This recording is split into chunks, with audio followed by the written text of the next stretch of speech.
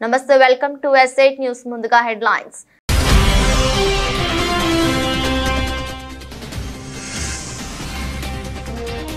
సచివాలయ ప్రాంగణంలో తెలంగాణ తల్లి విగ్రహ ఏర్పాటు పనులను పరిశీలించిన ముఖ్యమంత్రి రేవంత్ రెడ్డి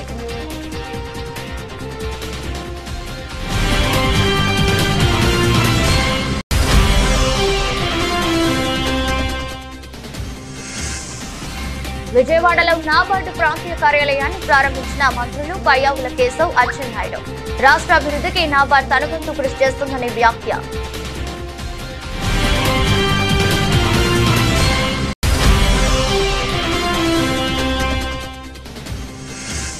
బంజారాహిల్స్ సిఐ ఫిర్యాదు మేరకు BRS MLA Kaushik Reddy arrest కొండాపూర్లోని ఆయన నివాసంలో కౌశిక్ ని అదుపులోకి తీసుకున్న పోలీసులు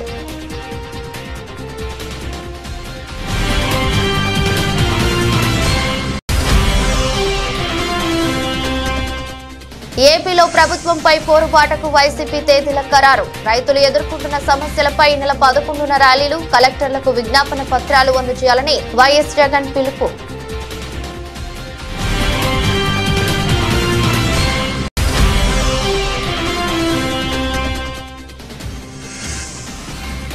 ఇందిరమ్మ ఇళ్ల మొబైల్ యాప్ ను ప్రారంభించిన సీఎం ఇంటి నిర్మాణానికి ప్రతి పేదవాడికి 5 లక్షల చొప్పున ఆర్థిక సాయం చేస్తున్నామన్న రేవంత్ రెడ్డి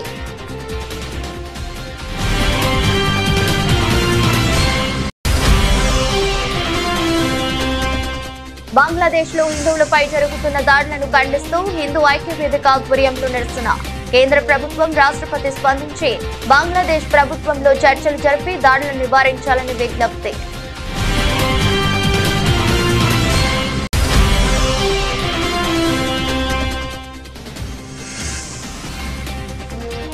రేవంత్ రెడ్డిపై నిప్పులు చెరిగిన హరీష్ రావు ఇది ప్రజాస్వామ్య పాలన కాదు రాక్షస పాలన అంటూ మండిపాటు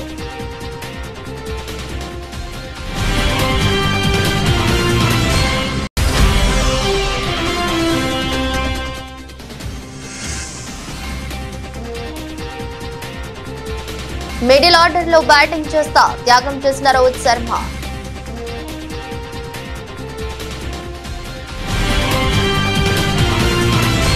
ఇందిరమ్మ ఇళ్ల మొబైల్ యాప్ ప్రారంభమైంది గురువారం ఉదయం ఇందిరమ్మ ఇళ్ల సర్వే మొబైల్ అప్లికేషన్ ను ముఖ్యమంత్రి రేవంత్ రెడ్డి ఆవిష్కరించారు ఈ యాప్ ద్వారా రేపటి నుంచి ఇళ్ల పథకం లబ్ధిదారుల ఎంపిక జరగనుంది ఈ సందర్భంగా ముఖ్యమంత్రి రేవంత్ రెడ్డి మాట్లాడుతూ 10,000తో ఇందిరమ్మ ఇళ్ల పథకం ప్రారంభమైందని ఇవాళ 5 లక్షలకు చేరుకుందన్నారు ఇంటి నిర్మాణానికి ప్రతి పేదవాడికి 5 లక్షల చొప్పున ఆర్థిక సాయం చేస్తున్నామన్నారు ఆత్మ గౌరవంతో బతకాలనేది ప్రతి ఒక్కరి కల అని అన్నారు ఆత్మ గౌరవంతో బతకాలనే కల నెరవేరాలంటే సొంత ఇల్లు ఉండాలన్నారు గుడి లేని ఊరు ఉండేచ్చేమో గానీ ఇందిరమ్మ ఇల్లు లేని ఊరు లేదన్నారు కూడు గూడు గుడ్డ అందరికీ అందాలనేదే కాంగ్రెస్ సర్కార్ ఆలోచనని చెప్పుకొచ్చారు నిన్నగాక మొన్ననే వాటిని పూర్తి చేయడానికి దాదాపుగా 195 కోట్ల నిధులను వారు అసంపూర్తిగా వదిలేసిపోయిన డబుల్ బెడ్రూమ్ ఇళ్లను పూర్తి చేయడానికి కూడా 195 కోట్ల రూపాయలను మా ప్రభుత్వం విడుదల చేసింది వారు మేమే కట్టినాం మీరు మూసీ నదిలో పేదలకు ఇస్తున్నాయి మేమే మీరు అర్ధాంతరంగా ఎక్కడక్కడ వదిలేసి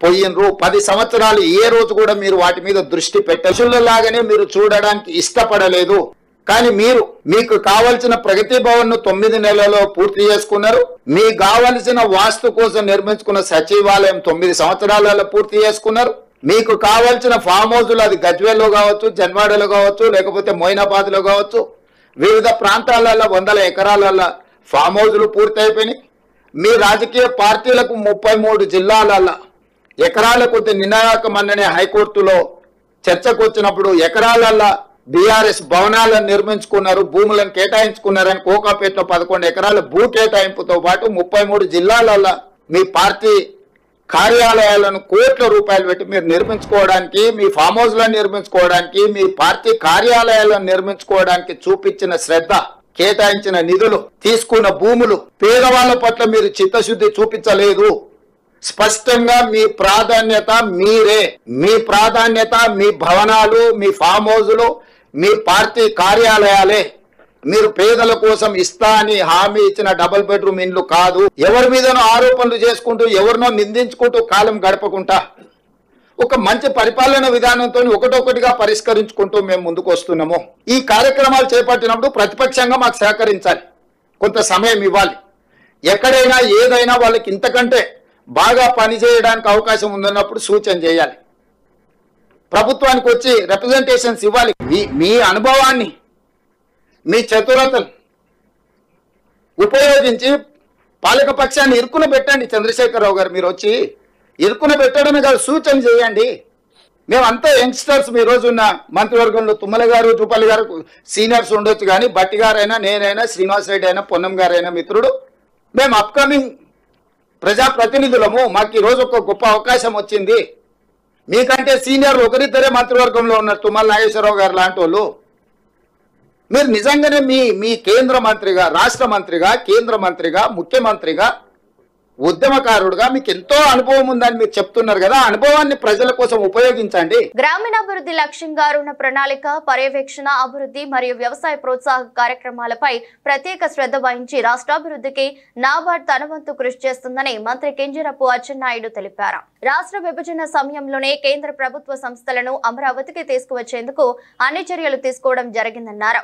ఇప్పటి వరకు హైదరాబాద్ లో ఉన్న నాబార్డ్ ప్రాంతీయ కార్యాలయం రాష్ట్రానికి రావడం చాలా సంతోషంగా ఉందన్నారు. అమరావతిలో నిర్మించే నాబార్డ్ శాశ్వత ప్రాంతీయ కార్యాలయానికి ఇప్పటికే భూమిని కేటాయించడం జరిగిందని, దేశంలోనే ఎక్కడా లేని విధంగా అన్ని రకాల సదుపాయాలతో ఒక ఐకానిక్ లా నిర్మాణం పూర్తి చేస్తామని స్పష్టం చేశారు.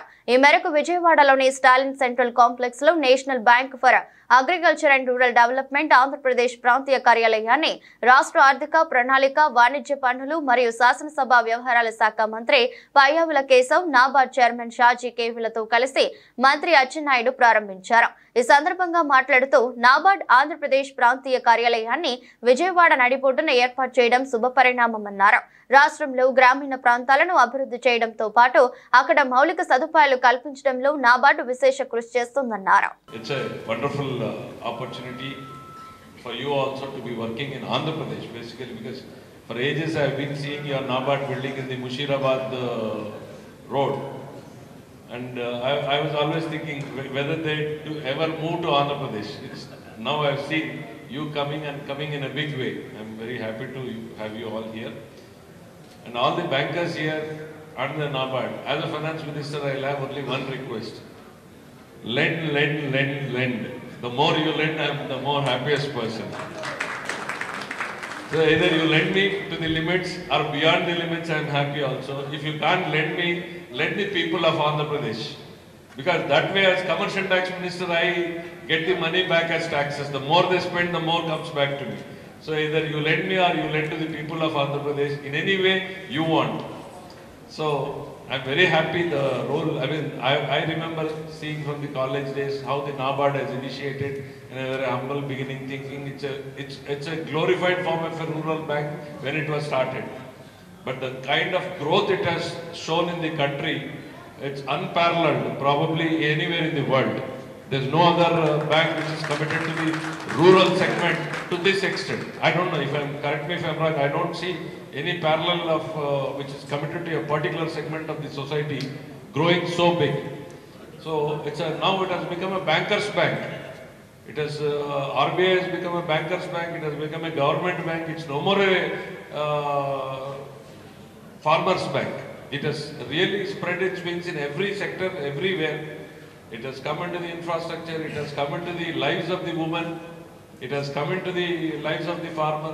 So it has spread its wings. I'm really happy the way it has grown in the past, and I wish that it continues to grow in the same way. In the process, like he said, India is poised to grow. Take the mark. ఎందుకంటే ఆంధ్రప్రదేశ్ రాష్ట్రంలో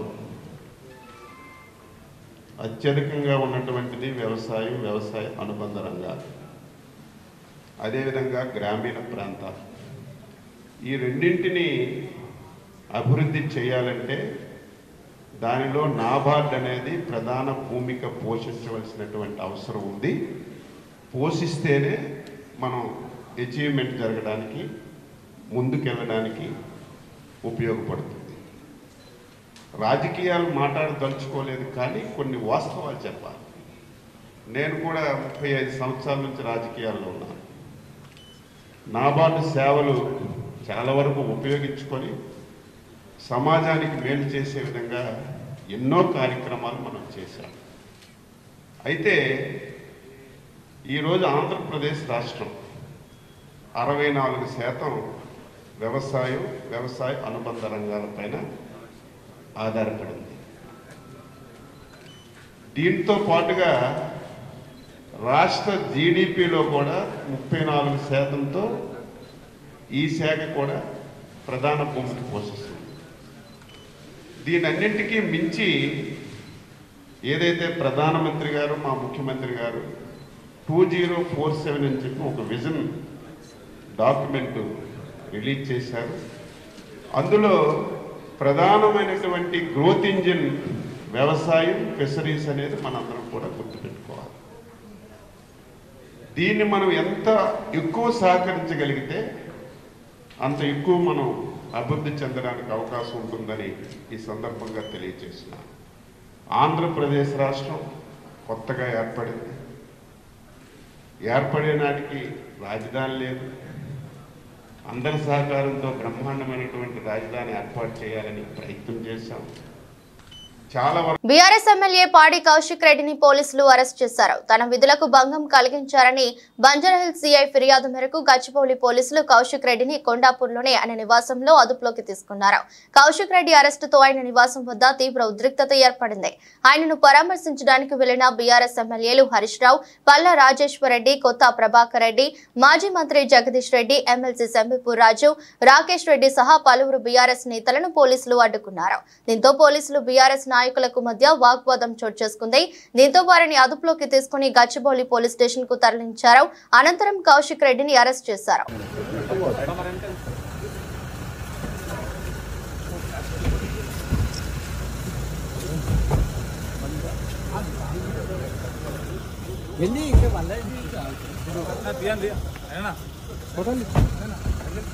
ఆంధ్రప్రదేశ్లో కూటమి ప్రభుత్వం అధికారంలోకి వచ్చిన తర్వాత ప్రజల సమస్యపై నిర్లక్ష్యం వహించడాన్ని నిరసిస్తూ వైసీపీ పోరుబాటకు సిద్ధమైంది.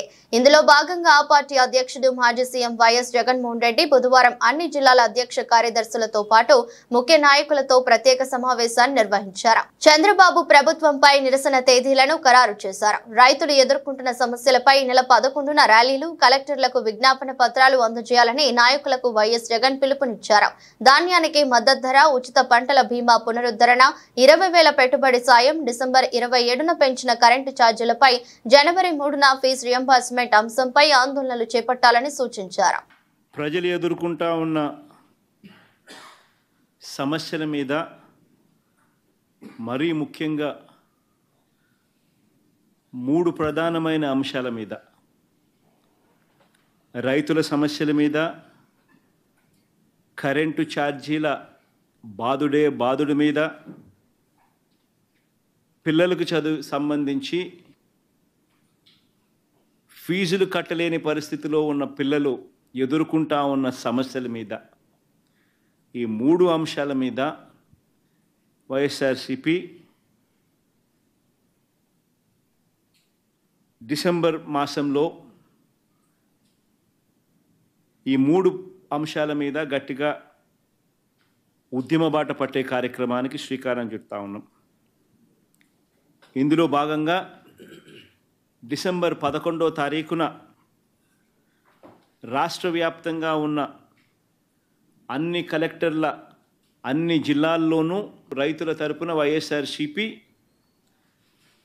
రైతులకు సంబంధించిన ప్రధానమైన అంశాలు, ధాన్యం సేకరణలో రైతన్నలకు జరుగుతూ ఉన్న అన్యాయాన్ని ప్రశ్నిస్తూ, ధాన్యం సేకరణలో కనీస పెట్టుబడి ధర ఖచ్చితంగా ప్రభుత్వం వైపు నుంచి వచ్చేట్టుగా ఒత్తిడి తీసుకొచ్చే దాంట్లో భాగంగా కనీస మద్దతు ధర రైతులకు ఖచ్చితంగా వచ్చేట్టుగా చేస్తూ, రైతులకు సంబంధించిన ఆ ప్రస్తావనతో పాటు పెట్టుబడి సహాయం కింద 20,000 రూపాయలు ఏదైతే రైతులకు ఇస్తామని చెప్పారో ఆ 20,000 రూపాయలకు సంబంధించి పెట్టుబడి సహాయం రాష్ట్ర ప్రభుత్వం, చంద్రబాబు నాయుడు గారి ప్రభుత్వం ఇవ్వని పరిస్థితుల నేపథ్యంలో దానిని కూడా గట్టిగా డిమాండ్ చేస్తూ, ఈ రెండే కాకుండా ఉచిత పంటల బీమా ఏదైతే రైతులకు ఇంతవరకు అందుతా ఉన్న పరిస్థితి ఏదైతే ఉందో రద్దు చేసిన నేపథ్యంలో ఉచిత పంటల బీమా మళ్ళీ ఖచ్చితంగా రైతులకు మళ్ళీ వర్తింప చేయాలి అనే డిమాండ్తో, ప్రధానంగా ఈ 3 డిమాండ్లతో డిసెంబర్ 11వ తారీఖున ప్రతి జిల్లాలోనూ వైఎస్ఆర్సిపి అక్కడి జిల్లా కలెక్టర్లను కార్యాలయాలకు సంబంధించి కలెక్టర్లకు రిప్రజెంటేషన్ ఇచ్చే కార్యక్రమానికి రైతులందరితో కలిసి ర్యాలీగా వెళ్ళి కలెక్టర్లకు రిప్రజెంటేషన్ ఇచ్చే కార్యక్రమం డిసెంబర్ 11వ తారీఖున వైఎస్ఆర్ కాంగ్రెస్ పార్టీ చేస్తుంది. అదేవిధంగా డిసెంబర్ 27వ తారీఖున రాష్ట్ర ప్రభుత్వం, చంద్రబాబు నాయుడు గారి ప్రభుత్వం ఏదైతే కరెంటు ఛార్జీల బాదుడు కార్యక్రమం ఏదైతే చేసిందో, ఎన్నికలప్పుడు తాను కరెంటు ఛార్జీలు తగ్గిస్తాను అని చెప్పి ప్రజలను మోసం చేస్తూ ఆయన చేసిన అనేక మోసాలలో సూపర్ 6లు, సూపర్ 7లు ఎలాగో గాలికి ఎగిరిపోయాయి. సచివాలయ ప్రాంగణంలో తెలంగాణ తల్లి విగ్రహ ఏర్పాటు పనులను గురువారం ముఖ్యమంత్రి రేవంత్ రెడ్డి పరిశీలించారు. అక్కడ పనులను ఆయన పర్యవేక్షించారు. ఆయన వెంట డిప్యూటీ సీఎం బట్టి Vikramarka, PCC president Mahesh Goud, MLA Danam Nagender, సంబంధిత శాఖ అధికారులు తదితరులు ఉన్నారు. కొండాపూర్లోని బీఆర్ఎస్ ఎమ్మెల్యే పాడి కౌశిక్ రెడ్డిని పరామర్శించడానికి సిద్దిపేట ఎమ్మెల్యే హరీష్ రావు కొండాపూర్లోని కౌశిక్ రెడ్డి నివాసానికి వెళ్లారు. ఈ క్రమంలో అప్పటికే అక్కడ భారీగా మోహరించిన గచ్చిబౌలి పోలీసులు హరీష్ రావును అడ్డుకున్నారు. హరీష్ రావును అదుపులోకి తీసుకున్న పోలీసుల బలవంతంగా కారులో ఎక్కించి గచ్చిబౌలి పోలీస్ స్టేషన్ కు తరలించారు. సీఎం రేవంత్ రెడ్డిపై మాజీ మంత్రి సిద్దిపేట ఎమ్మెల్యే హరీష్ రావు నిప్పులు చెరిగారు. ఇది ప్రజాస్వామ్య పాలన కాదు, రాక్షసన పాలన అని ధ్వజమెత్తారు. ఇందిరమ్మ రాజ్యమా, ఎమర్జెన్సీ పాలన అని నిలదీశారు హరీష్ రావు. ఫోన్ ట్యాపింగ్ చేశారంటూ ఫిర్యాదు చేసేందుకు పోలీస్ స్టేషన్ కు వెళ్తే ఎమ్మెల్యే కౌశిక్ రెడ్డిపై ఉల్టా కేసు బనాయించారని ఆగ్రహం వ్యక్తం చేశారు. ఈ దుర్మార్గాన్ని ప్రశ్నిస్తే తనపై బీఆర్ఎస్ నాయకులపై దుర్మార్గంగా ప్రవర్తించారని, అక్రమ అరెస్టు చేసి పోలీస్ స్టేషన్ కు తరలిస్తున్నారని రేవంత్ రెడ్డిపై హరీష్ రావు నిప్పులు చెరిగారు.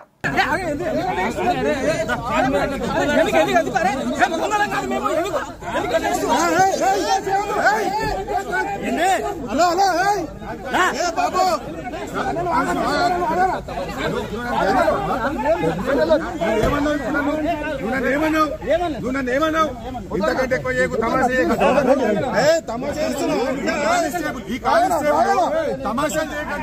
ఇంతకంటే ఎక్కువ కానిస్టేబుల్ నన్ను బెదిరిస్తున్నాను.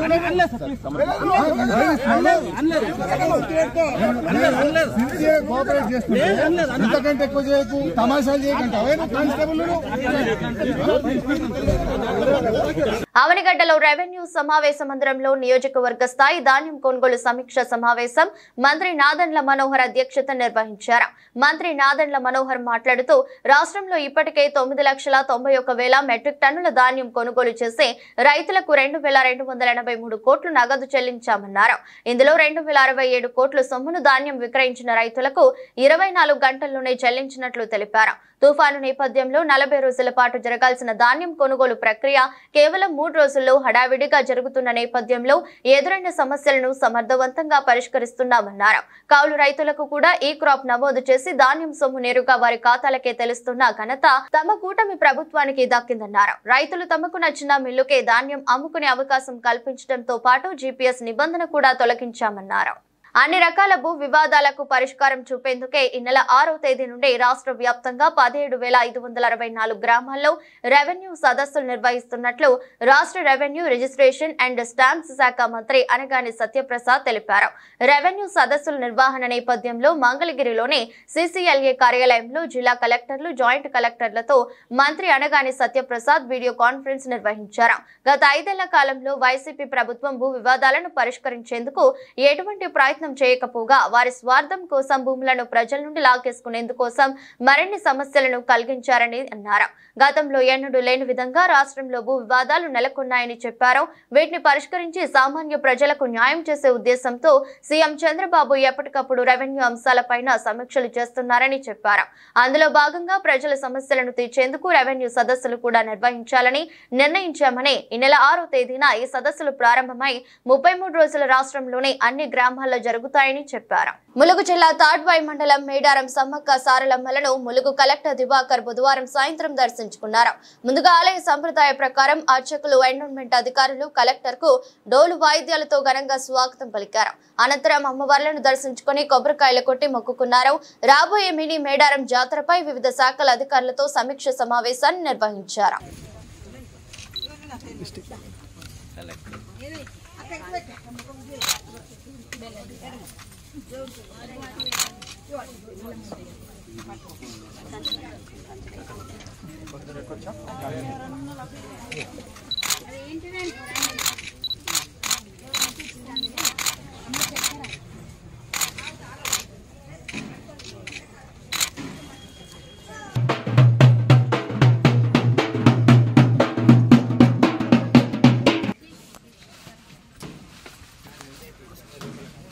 కేంద్ర పర్యాటక సాంస్కృతిక శాఖ ఆధ్వర్యంలో తుమ్మలపల్లి క్షేత్రంలో కృష్ణవేణి సంగీత నీరాజనం కార్యక్రమం ఈ నెల 6 నుంచి 3 రోజుల పాటు నిర్వహించనున్నట్లు రాష్ట్ర పర్యాటక శాఖ మంత్రి కందుల దుర్గేష్ తెలిపారు. రాష్ట్రంలో ఇప్పటికే వివిధ ప్రాంతాల్లో దీనికి సంబంధించి ప్రారంభ కార్యక్రమాలు నిర్వహించడం జరిగిందని చెప్పారు. ఈ కార్యక్రమానికి కేంద్ర మంత్రులు షేకావత్, నిర్మలా సీతారామన్, ముఖ్యమంత్రి చంద్రబాబు, ఉప ముఖ్యమంత్రి పవన్ కళ్యాణ్ పాల్గొంటారన్నారు. ఇండియాలో ఉన్నటువంటి కల్చర్ హెరిటేజ్ ను ప్రపంచానికి తెలియజేసేందుకు ఈ కార్యక్రమం ముఖ్య ఉద్దేశం అన్నారు. ఈ కార్యక్రమానికి రాష్ట్ర వ్యాప్తంగా వివిధ కళాకారులు పాల్గొంటారని తెలిపారు. అందరూ కలిసి కార్యక్రమానికి విజయవంతం చేయాలని కోరారు. ముఖ్యమంత్రి, ఉప ముఖ్యమంత్రి చొరవతో పర్యాటక రంగానికి 135 కోట్లు నిధులు మంజూరయ్యాయని చెప్పారు. రాబోయే రోజుల్లో రాష్ట్రాన్ని పర్యాటక కేంద్రంగా అభివృద్ధి చేస్తామని వివరించారు. ప్రారంభ కార్యక్రమంగా నిర్వహించుకోవడం జరిగింది. వాటన్నిటిని కలుపుకొని రేపు 6, 7, 8 తారీఖుల్లో ఇక్కడ ఈ కార్యక్రమాన్ని నిర్వహిస్తున్నాం. ఇందులో పర్యాటక కేంద్ర ప్రభుత్వ శాఖ మంత్రి షెకావత్ గారు, అదేవిధంగా ఆర్థిక శాఖ మంత్రి శ్రీమతి నిర్మలా సీతారామన్ గారు, ముఖ్యమంత్రి శ్రీ చంద్రబాబు నాయుడు గారు, ఉప ముఖ్యమంత్రి శ్రీ పవన్ కళ్యాణ్ గారు పాల్గొంటున్నారు. ఈ కార్యక్రమం యొక్క ప్రధానమైన ఉద్దేశం ఏంటంటే ఇండియాకు ఉన్నటువంటి కల్చరల్ హెరిటేజ్ని ప్రపంచానికి తెలియజేయటం. ముఖ్యంగా ఏవైతే కళలు మనకి భారతదేశంలో ఇంతకాలంగా ఫరిడి వెలుగుతున్నాయో ఆ కళల్ని ఒకసారి ప్రజలందరికీ తెలియజేయడం ద్వారా మనందరం కూడా ఇంకోసారి పునరుత్తేజం పొందాలి అనేటువంటి ఆలోచనతో ఈ కార్యక్రమాన్ని నిర్వహిస్తుంది కేంద్ర ప్రభుత్వం మన సహకారంతో. దీంతోపాటు ఏదైతే మనం ఇప్పటివరకు ట్యాప్ చేయనటువంటి టూరిజం ప్రోగ్రామ్స్ ఉన్నాయో, ఏరియాస్ ఉన్నాయో వాటిని కూడా తెలియజెప్పడం, అదేవిధంగా సంగీతం, నృత్యానికి సంబంధించినటువంటి మన ప్రతిభని మరొక మారు అందరికీ తెలియజెప్పడం, ఈ అంశాలతోటి ఈ కార్యక్రమాన్ని చేపడతా ఉన్నాం. పెద్ద ఎత్తున జరిగేటువంటి ఈ కార్యక్రమం తుమ్మలపల్లి కళాక్షేత్రంలో ఈ కార్యక్రమం జరుగుతుంది. ఈ కార్యక్రమానికి మన ప్రాంతం నుంచి మాత్రమే కాకుండా రాష్ట్రంలో అన్ని ప్రాంతాల నుంచి కూడా కళాకారులు కూడా వస్తున్నారు. అదేవిధంగా పర్యాటక శాఖకు సంబంధించినటువంటి కీలకమైన వ్యక్తులు కూడా వస్తున్నారు. అందరం కలిసి బంగ్లాదేశ్ లో జరుగుతున్న ఆందోళనకర పరిణామాలపై కేంద్ర ప్రభుత్వంతో పాటు రాష్ట్రపతి స్పందించాలని హిందూ ఐక్యవేదిక నాయకులు డిమాండ్ చేశారు. పౌరుల ప్రాథమిక స్వేచ్ఛకు భంగం కలిగించొద్దని బంగ్లాదేశ్ ప్రభుత్వానికి సూచించారు. బంగ్లాదేశ్ లో మైనార్టీలుగా ఉన్న హిందువులపై దాడులు జరుగుతున్న నేపథ్యంలో దేశంలో మత, ప్రాథమిక మానవ హక్కులకు భంగం కలగకుండా చూడాలని విజ్ఞప్తి చేశారు. బంగ్లాదేశ్ లో హిందువులపై జరుగుతున్న దాడులను ఖండించాలని డిమాండ్ చేస్తూ పశ్చిమ నియోజకవర్గంలోని గాంధీజీ మున్సిపల్ హైస్కూల్ నుండి హిందూ ఐక్యవేదిక ఆధ్వర్యంలో చేపట్టిన నిరసన కార్యక్రమానికి పలు హిందూ సంఘాలు స్వచ్ఛందంగా తరలివచ్చాయి. బంగ్లాదేశ్ లో మైనార్టీలుగా ఉన్న హిందువులపై దాడులు చేసి చిత్రహింసలకు గురి చేయడం చాలా దారుణమని ఆగ్రహం వ్యక్తం చేశారు. బంగ్లాదేశ్ లో జరుగుతున్న దాడులకు కేంద్ర ప్రభుత్వం, రాష్ట్రపతి స్పందించి బంగ్లాదేశ్ ప్రభుత్వంతో చర్చలు జరిపి దాడులను నివారించాలని కోరారు. బంగ్లాదేశ్ లో హిందువులు బతికే విధంగా రక్షణ చర్యలు తీసుకోవాలన్నారు. హరే కృష్ణ, అందరికీ నమస్కారం. మనందరికీ తెలిసిందే, ఇప్పుడు బంగ్లాదేశ్లో ఉన్న హిందువుల యొక్క మీద జరుగుతున్న దాడులు ఎంత దారుణంగా జరుగుతున్నాయి అనేది రీసెంట్గా వీడియోస్లో చూస్తూనే ఉన్నాం. చాలామంది భక్తులని కాకుండా ఏ మతానికైనా చెందిన వాళ్ళని కూడా చాలా ఇబ్బందులు పెడుతున్నారు వాళ్ళు. పైపెచ్చు నిన్న రీసెంట్గా ఒక వీడియో చూసాం. గోమాతల్ని, మనం ఎంతో పూజించదగ్గ గోమాతల్ని ఎంతో రాక్షసంగా కొట్టి చంపేస్తున్నారు. ఆడవాళ్ళని ఇబ్బంది పెడుతున్నారు, భక్తుల్ని చాలా ఇబ్బందులు పెడుతున్నారు. ఇలాంటి పరిస్థితుల్లో హిందువులందరూ ఐక్యమత్యంగా పోరాడితే తప్ప మనం దీన్ని సాధించలేము, బంగ్లాదేశ్లో ఉన్న హిందువుల్ని కాపాడుకోలేము.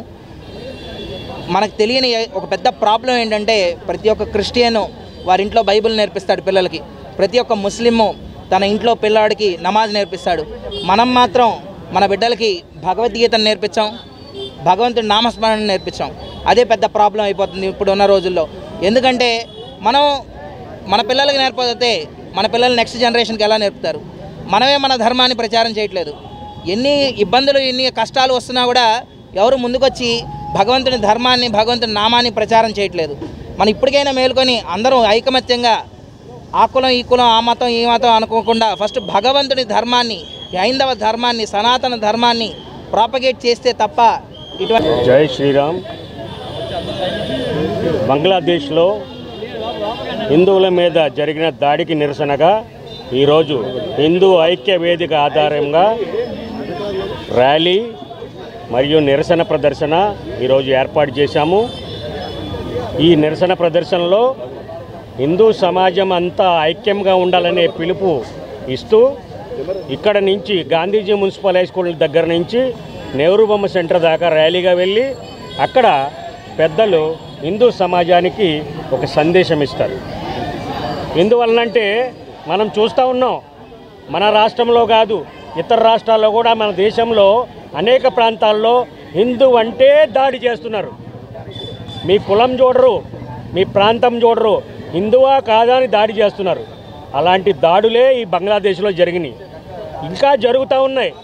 ఎంత మనం చూస్తూ కూడా మన ఐకమత్యం లేకపోతే రాబోయే రోజుల్లో మన పరిస్థితి కూడా అలాగే ఉంటుంది. అందువలన హిందూ సమాజానికి ఏం చెప్తున్నామంటే మనం ఐక్యంగా ఉందాం. వారం రోజులకో 2 రోజులకో 3 రోజులకో ఒకసారి కలుద్దాం, ఒక చోట కలుద్దాం, ఐకమత్యం చూపిద్దాం. అప్పుడే మనమంటే ఇతర సమాజాలకి కాస్త గౌరవం ఉంటుంది, భయము భక్తి ఉంటుంది. అందువలన హిందూ సమాజము ఐక్యంగా ఉండాలని కోరుకుంటూ జై శ్రీరామ్, జై శ్రీరామ్. శ్రీనివాస్, విశ్వ హిందూ పరిషత్ అధ్యక్షుడు, విజయవాడ జిల్లా. రోహిత్ శర్మ తన బ్యాటింగ్ పొజిషన్ ను మార్చేశారు. ఆడిలైడ్ లో ఆస్ట్రేలియాతో జరిగే 2వ టెస్టులో కేఎల్ రాహుల్ ఓపెనింగ్ లో ఆడనున్నట్లు తెలిపాడు. పెర్త్ టెస్టులో ఓపెనింగ్ లో ఆడిన రాహుల్ 26-77 రన్స్ స్కోర్ చేశాడు. సెకండ్ ఇన్నింగ్స్ లో జైస్వాల్ తో కలిసి 201 పరుగుల భాగస్వామ్యాన్ని నెలకొల్పాడు. ఆ టెస్టులో ఇండియా 295 రన్స్ తేడాతో నెగ్గిన విషయం తెలిసిందే. పెర్త్ టెస్టుకు రోహిత్ శర్మ గైర్హాజరు కావడంతో జైస్వాల్ తో కలిసి రాహుల్ ఇన్నింగ్స్ ఓపెన్ చేశాడు. ఇవాళ మీడియాతో మాట్లాడిన కెప్టెన్ రోహిత్ ఈ విషయంపై క్లారిటీ ఇచ్చాడు. కేఎల్ రాహుల్ ఇన్నింగ్స్ ను ఓపెన్ చేస్తాడని, మిడిల్ ఆర్డర్ లో తాను ఆడనున్నట్లు చెప్పాడు. ఆ పొజిషన్ లో ఆడడం తనకు ఈజీ కాదు అని, కానీ జట్టు మంచి కోసం తన పొజిషన్ ను త్యాగం చేయాల్సి వచ్చిందని రోహిత్ తెలిపాడు. కుమారుడు పుట్టడంతో రోహిత్ శర్మ తొలి టెస్టుకు దూరమయ్యాడు. ఆ బ్రేక్ నుంచి వచ్చిన అతను రేపటి నుంచి జరిగే టెస్టులు ఆడనున్నారు. వార్తలు ముగించే ముందు మరోసారి హెడ్లైన్స్.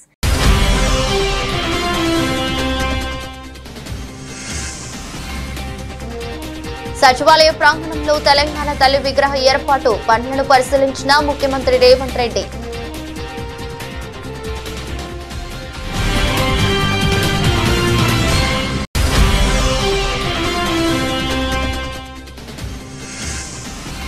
విజయవాడలో నాబార్డు ప్రాంతీయ కార్యాలయాన్ని ప్రారంభించిన మంత్రులు పయ్యావుల కేశవ్, అచ్చెన్నాయుడు.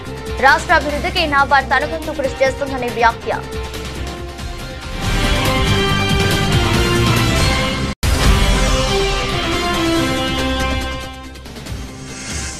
బంజారాహిల్స్ సిఐ ఫిర్యాదు మేరకు BRS MLA Kaushik Reddy arrest. కొండాపూర్లోని ఆయన నివాసంలో కౌశిక్ ని అదుపులోకి తీసుకున్న పోలీసులు.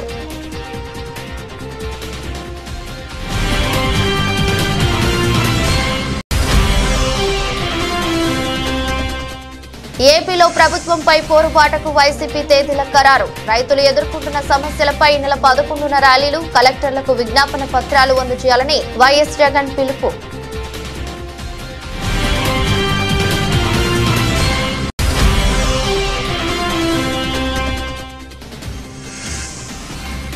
ఇందిరమ్మ ఇళ్ల మొబైల్ యాప్ ను ప్రారంభించిన సీఎం. ఇంటి నిర్మాణానికి ప్రతి పేదవాడికి 5 లక్షల చొప్పున ఆర్థిక సాయం చేస్తున్నామన్న రేవంత్ రెడ్డి.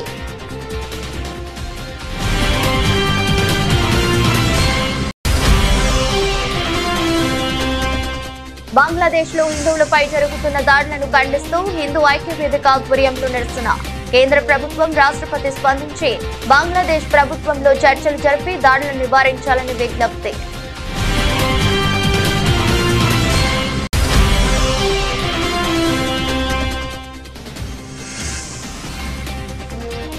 రేవంత్ రెడ్డిపై నిప్పులు చెరిగిన హరీష్ రావు. ఇది ప్రజాస్వామ్య పాలన కాదు, రాక్షస పాలన అంటూ మండిపాటు.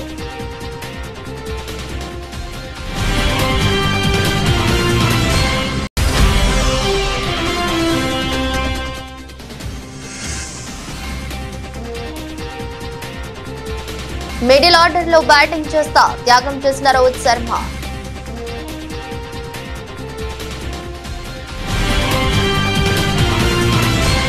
ఇది రెస్ట్ బులెటిన్. మరో బులెటిన్లో మళ్ళీ కలుద్దాం. అంతవరకు సెలవు. నమస్కారం.